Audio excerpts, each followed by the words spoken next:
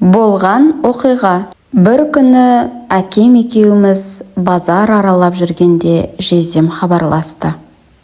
Қарындасыңызбен тұра алмаймын, келіңіз деп. Мен барлығын естіп тұрмын.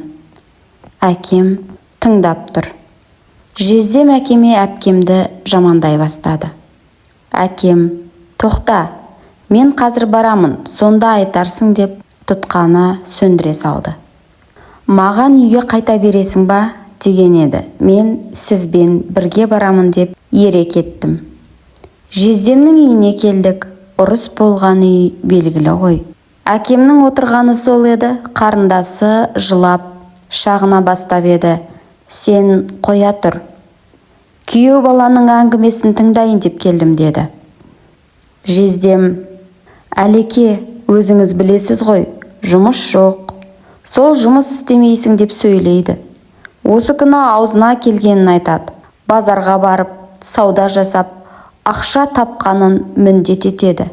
Мен үйде қарап отырғаным жоқ қой. Үйді жинап, тамақ істеп, ыдыстарды жуып отырмын. Әкем қолын көтеріп қалды. Тоқта, сен неге қатын істейтін тірлікті жасауың керек? Еркек деген таңертең кетіп жұмысқа, кешке келуі керек. Жума ыдыс, жинама үй. Осыларды асырау сенің еркектік міндетің. Қазір сен екеуіңнің міндеттерің ауысып кетіпті. Соған орай әйеліңнің де тілі шыға бастаған. Бұл сен осылай отыра берсең үдей береді. Есіңде болсын. Әйелдің тапқан нанын жеген еркектің кірген шыққан сайын маңдайшаға тиеді. Еңсеңді көтеріп, ана ұлыңа үлгі болып кір. Тамағын тауып әкеліп, тамақ дайын емес пе деп сұрау сенің міндетің. Базар әйелдің тілін шығарады. Өйткені әйелің ол жерде күнделікті нәпақасын табу үшін жан жағындағылармен, еркектермен де бәсекеге түсуіне тура келеді. Әйел ашынады. Ашынған адам ешкімді де аямайды. Бұның да бөтен әйелдердей күйеуім әперді деп көйлек киюге мақтануы керек емес пе? Арба айдасаң да отбасыңды өзің бағуың керек. Мүгедек болсаң түсінерем. Сапсау еркектің бұндай әңгіме айтқаны жарамас. Ажырасу оңай ма? 3 балаңды мақұл әкетермін, өсірермін, бірақ есіңде болсын. Маған бөтен болмағанмен менің балаларымның таяғын жеп, солардың түртпектеуімен жалтақ болып өседі. Кісі есігінде жүрген бала қорғаншақ болады. Жетімнің қарны тоймас деп атам қазақ біліп айтқан. Менің май бергенім сенің қара су бергеніңе татымас. Қазір ақырғы сөзіңді айт. Қарындасым, сен ұрды деп қанша жылап келгенде орталарыңа түспедім. Өзің шақырғасын келдім. Бір туған бауырым, үнемі ажырасамын деп келгенде қайтадан басып қайтарып жіберетін едім. Бірақ осының жылап келгені маған оңай дейсің бе?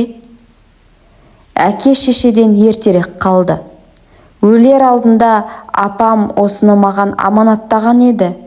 Үй болып кетсін деп қана үндемей жүрмін. Бұл маған анау өз қызымнан да жақын. Оқып жүргенінде әкетіп, оқытпай қойдың. Енді не дейсің?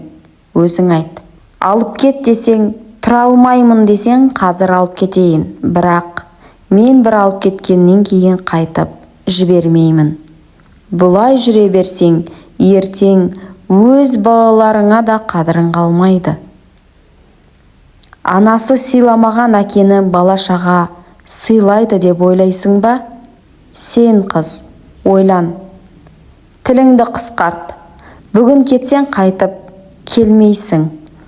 Қалсаң қайтып жылап келмейсің. Үйде үнсіздік орнады. Үнсіздікті нағашы деп жүгіріп кірген жиеніміздің даусы бұзды. Маған не әкелдіңіз? Сізбен бірге ауылға кетейінші деп әкемнің алдында отырған тентекті жүр, дүкенге барамыз деп ертіп шығып кеттім. Өмірі еркелетіп, маңдайымыздан да сүймейтін, еш уақытта еш қайсымызға қолын көтермеген, бірақ сұсының өзінен бәрімізді ығыстырып жіберетін, көп сөйлемейтін әкеме деген мақтаныш сезімі өсе түсті. Анам өмірінде жұмыс істеген адам емес. Бір мұғалімдік айлығымен бәрімізді оқытып, күні-түні малмен де айналысып, барлығымызды орын-орнымызға қойып жатқан әкешім, қандай мықты едің. Біз дүкеннен келгенде әкем сыртқа шығып, машинамыздың қасында тұр екен. Жездем мен әпкем тамаққа қарасаңыздаршы дегеніне қарамай, тентек жиенді өзімізбен ала шығып кеттік. Арада көп ұзамай жездем жұмысқа тұрды. Әпкем 1 жылдан кейін тағы бір қыз босанып алды. Содан кейін ұрсысып жатырмыз деп шақырған емес. Өмір деген сабақ қой.